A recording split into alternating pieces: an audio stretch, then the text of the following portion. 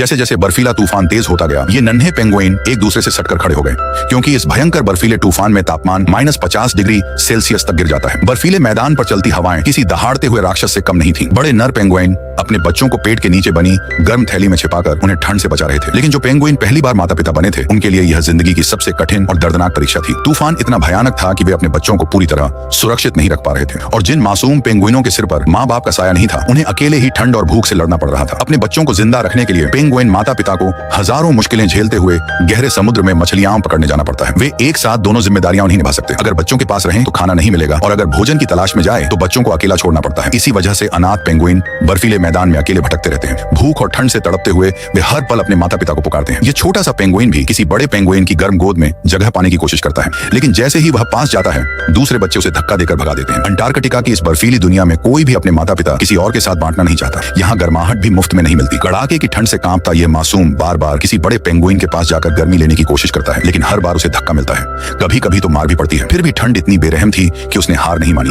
वह जबरदस्ती बड़े पेंगुइनों की गर्म थैली में घुसने लगा, लेकिन उन सब के अपने बच्चे थे, इसलिए उसके लिए वहाँ कोई जगह नहीं थी। अभी उसके शरीर पर बड़े पेंगुइनों जैसे जलरोधी पंख भी नहीं उगे थे। मुलायम रोए कुछ देर तक गर्मी तो बचा सकते थे, लेकिन माता पिता के बिना वह जल्द ही भूख और ठंड से टूटने लगा। उधर जिन बच्चों के माता पिता उनके साथ थे, वे बिल्कुल निश्चिंत थे। गोल मटोल शरीर, पेट भरा हुआ और माँ बाप के सामने शरारतें करते हुए मानो पूरी दुनिया उनके लिए सुरक्षित थी। लेकिन अनाथ पेंगुइनों की दुनिया बिल्कुल अलग थी। वे अकेले भटकते रहे, कोई उन्हें अपनाने को तैयार नहीं था। दुबला पतला और कांपता हुआ यह छोटा पेंगुइन सबसे बाहरी किनारे पर खड़ा रहने को मजबूर था। आखिरकार भूख और ठंड ने इन बेसहारा बच्चों को एक दूसरे का सहारा बनने पर मजबूर कर दिया। वे आपस में सटकर खड़े हो गए और एक दूसरे के शरीर की गर्मी से -50 डिग्री की जानलेवा ठंड का सामना करने लगे। कई दिनों बाद जब बर्फीला तूफान थम गया, तो सूरज की सुनहरी किरणें फिर से अंटार्कटिका की बर्फीली धरती पर बिखर गईं। प्रकृति ने अपनी कठोर परीक्षा के बाद आखिरकार अपना कोमल रूप दिखाया। कड़ाके की ठंड झेल चुके ये नन्हे पेंगुइन खुशी से झूम उठे। वे अपने झुंड से बाहर निकले और धूप की गर्माहट का भरपूर आनंद लेने लगे। सुहाने मौसम में दुनिया को पहली बार करीब से देखने की उत्सुकता उनके कदमों में साफ दिखाई दे रही थी। छोटे छोटे झुंड बनाकर उन्होंने अपनी पहली ध्रुवीय यात्रा शुरू कर दी। छोटी उम्र और नन्हे पैरों की वजह से फिसलन भरी बर्फ पर चलना उनके लिए बिल्कुल आसान नहीं था। वे बार बार फिसलते, गिरते और फिर उठकर आगे बढ़ जाते। उनकी यही मासूम शरारतें और जिद उन्हें और भी प्यारा बना देती थी। कुछ देर पहले तक जो धरती मौत जैसी ठंडी लग रही थी, अब वहीं उनके खेल का मैदान बन चुकी थी। वे बर्फ पर पेट के बल फिसलते, बर्फ के टुकड़ों से खेलते और उन्हें मानो